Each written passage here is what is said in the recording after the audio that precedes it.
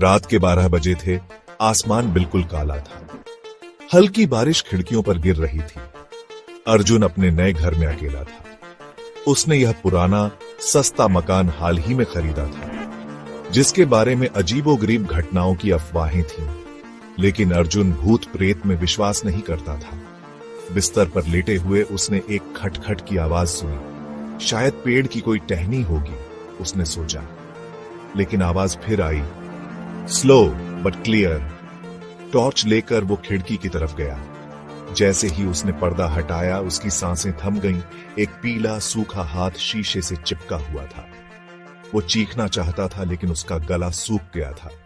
हाथ धीरे धीरे गायब हो गया। उसे लगा शायद उसकी आंखों ने उसे धोखा दिया है। वो वापस बिस्तर पर चला गया। अब उसकी नींद उड़ चुकी थी। फिर उसने अंदर से एक फुसफुसाहट सुनी, इधर आओ। वो कांप गया। आवाज बिल्कुल साफ थी, जैसे कोई उसके कान के पास ही हो।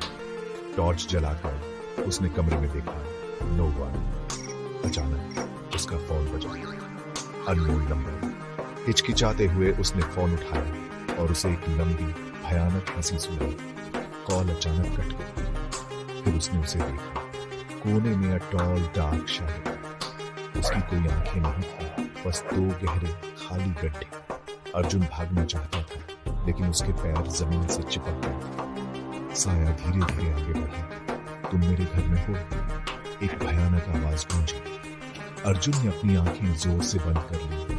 जब उसने आंखें खोली तो साया बिल्कुल उसके सामने था। उसकी टॉर्च गिर गई और कमरा अंधेरे में डूब गया।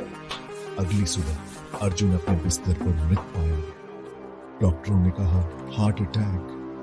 लेकिन पुलिस को उसके फोन पर एक वॉइसमेल मिली, जिसमें एक डरावनी आवाज बार बार कह रही थी, अब ये मेरा घर है।